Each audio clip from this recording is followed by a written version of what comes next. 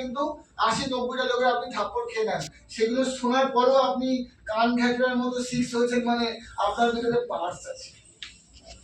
সেরকম আরেকজন লিডার, অন্য আমার সমস্ত পিলারের মধ্যে একটা পিলার মোহাম্মদ সেলিম, আপনাকে আসতে বলবো, আমার সিক্সটা লিডার।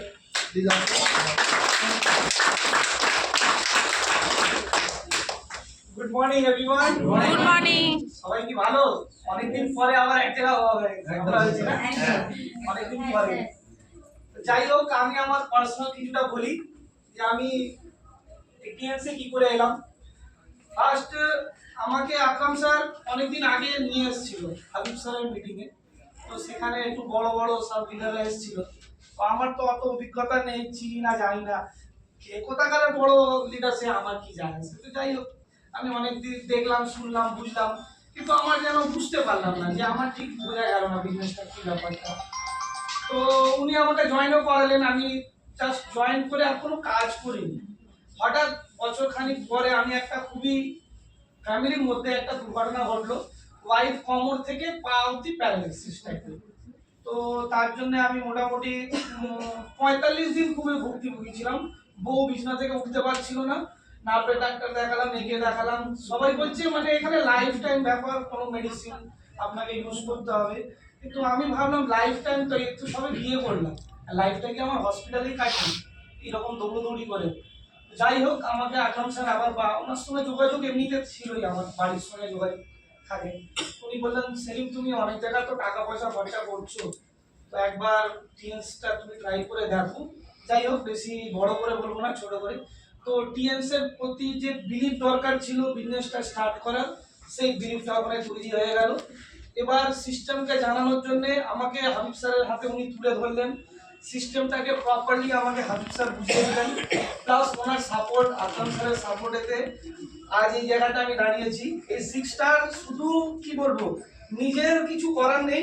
যতক্ষণ আপলাইনের হাত আপনার উপরে থাকবে না, যতক্ষণ আপলাইন আপনাকে ওই জায়গাতে তুলে মানে নিয়ে যাবে না, ওই রাস্তাটা দেখাবে না, আপনারা পারবেন না, বা আমিও পারবো না।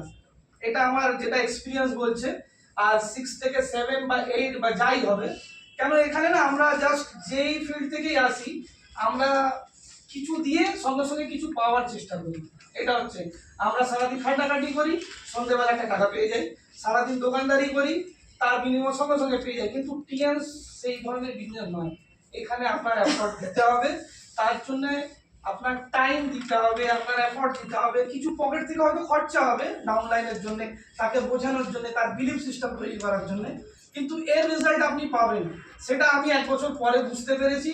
কি আমি আমার 60 বছরে কি করে ঠ্যাঙের উপরে ঠ্যাং তুলে বসে থাকবো আর আমার অ্যাকাউন্টে টাকা ঢুকতে থাকবে। আমি একদিন দুদিনের জন্য টিএনসে আসিনি, হয়তো আমি যেখানে কাজ করি আমার সেখানে আরামসে ফ্যামিলি চলে যাবে, যা আমি ইনকাম করি আমার আরামসে চলে যাবে। কিন্তু আমার ওইটুখানি ইচ্ছা নয়। আমি একটা জিনিস ভেবেছিলাম যে 24 ঘন্টা একটা কোটিপতি মানুষ পেয়েছে, 24 ঘন্টায় কোটিপতি হচ্ছে, কেউ টাটা বিড়লা হয়ে যাচ্ছে ওই 24 ঘন্টা। আর আমরাও সেই 24 ঘন্টায় আমরা মাস গেলে 20-25-এর মধ্যেই আটকে রয়ে গেছি। তো আমরা কি করে ওই ব্যারিয়ারটা ক্রস করব? সেই 24 ঘন্টা আমরাও পাচ্ছি, একটা ভিখারিও পাচ্ছে, আমরাও পাচ্ছি, আর একটা টাটা বিড়লা আম্বানি ওরাও পাচ্ছে। সেই তারা কি করে ইউটিলাইজ করছে, সে পথ আমাদেরকে হাবিব স্যার দেখাচ্ছেন। টাইম কম্পাউন্ডিং কি করে করা যায়, এই বিজনেসে 100% করা যাবে, একটা জিরো থেকে হিরো। ব্যাস এটাই বলবো, বিলিভ রাখবেন আর চোখ কান বুঝিয়ে একদম কন্টিনিউয়াস লেগে থাকবেন, কম হোক বেশি হোক যা হোক। ট্রেনিং মিটিং অবশ্যই সমস্ত লোক থাকবে, না হলে কিছু করা যাবে না। উইদাউট ট্রেনিং আর উইদাউট মিটিং এ আপনি কিচ্ছু করতে পারবেন না। সবসময় আপনাদেরকে ট্রেনিং মিটিং এ থাকতেই হবে, নাহলে কিছু করা যাবে না। কেন, ট্রেনিং মিটিং এ একমাত্র আমাদেরকে চেঞ্জ করতে পারে। 25 বছর যেরকম ছিলাম হঠাৎ 1 বছরে চেঞ্জ হওয়া যায় না, তার জন্য ট্রেনিং আর মিটিং দরকার। তার জন্য সবাইকে থ্যাংক ইউ বলবো।